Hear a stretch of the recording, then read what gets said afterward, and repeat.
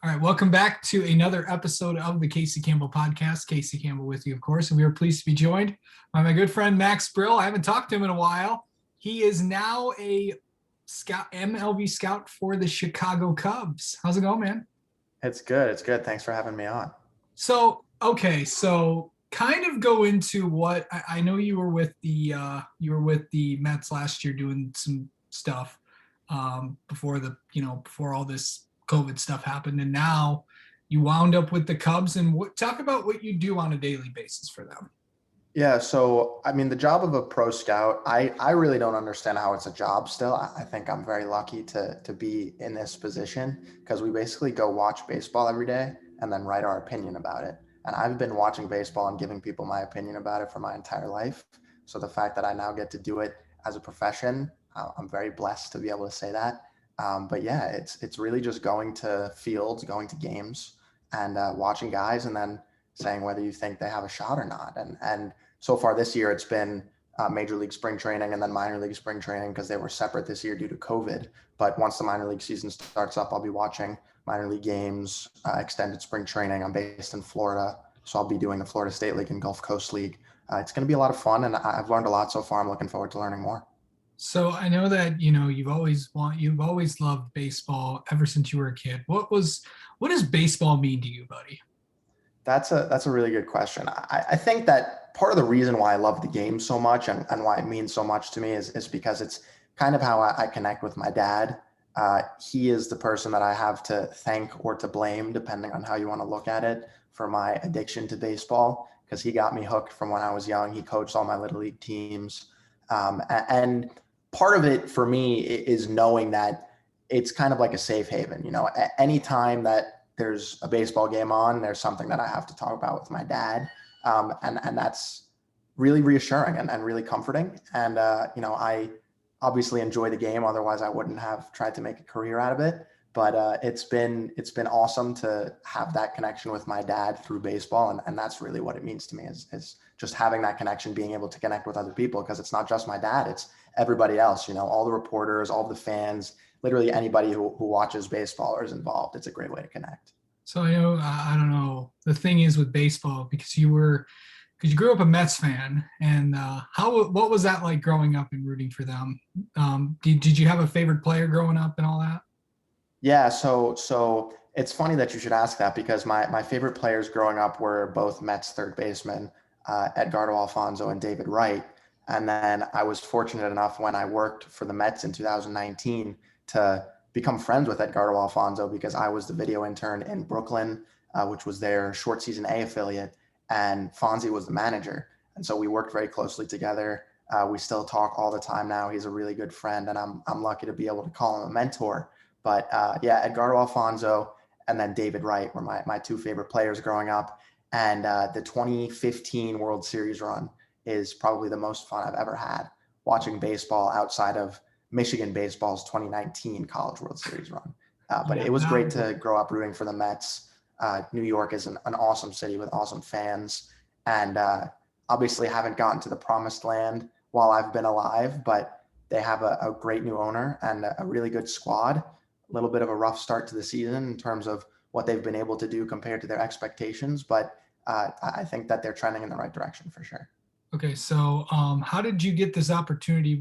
You never know in this business when your next opportunity is going to be. How'd you get connected with the Cubs? Yeah, so that's a good question.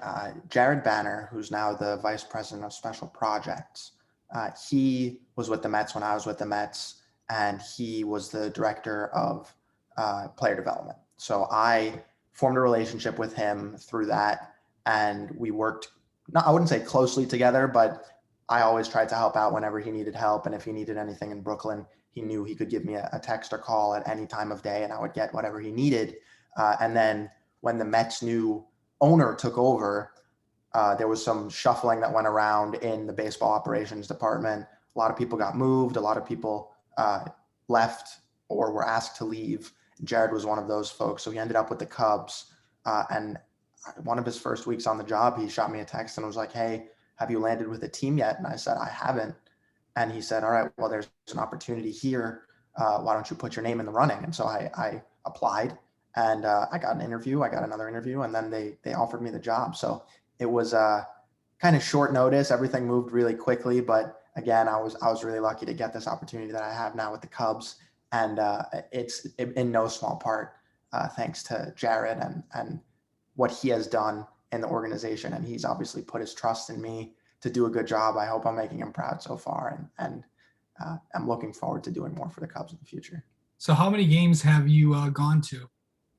I honestly don't even know at this point. I mean, I've been working since March 1st. It's now April 23rd. So what is that? That's like 45 days. So probably around 35 or 40 games. I mean, it's pretty much every day. I've worked every day since April 1st because that was when the season started. I started with some major league coverage and then moved to minor league spring training. So I finally will have a day off this upcoming Thursday on April 29th, I believe it is. So looking forward to that. Looking forward to getting a couple days off because I'm going back to Ann Arbor. I'll be graduating from the University of Michigan, which is going to be super exciting to be with friends and family and, have a couple days off. Not that watching baseball is particularly hard, but it'll be nice to get a break and kind of reset before the minor league season starts. Oh yeah, of course. You talk about your time in Michigan. Of course, you mentioned that 2019 College World Series run, and you and I had a front row seat to that. Always talking with Eric and all that stuff. What were some of the biggest memories you had from that team? I think this goes for any team, kind of when you're in the thick of things. There's no one moment that necessarily stands out in particular, although obviously the Big Ten tournament, that one double play call getting overturned and then the walk-off hit, that was a great game.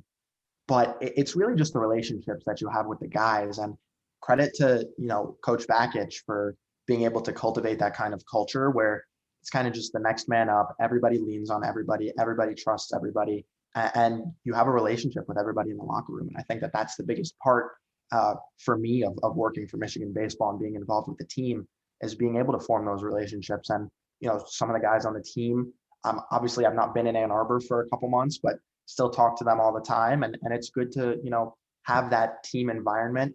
And that's really where the memories are made is obviously on the field stuff is all great, but 50 years from now, nobody's going to remember if we won a 3-game set or lost a 3-game set against Indiana. What they're going to remember is how the other guys on the team made them feel, how they treated each other, and just the bonds that people have formed. So that's been my highlight of my Michigan baseball experience. Memories that will last a lifetime. Going in, and I know that this has been a dream job for you. Did you expect this early on that you'd be a scout? No, I didn't actually. And I was really discouraged at the end of 2020 because the normal recruiting timeline for baseball didn't exactly line up with what happened this year because of the pandemic. And it seemed like nobody was hiring. I didn't think I was going to get a job. I started applying to some jobs with consulting firms and other sorts of companies that weren't in baseball, not because I was giving up on my dream, but just because I wanted to have a backup plan in the event that I wasn't able to get a job in baseball.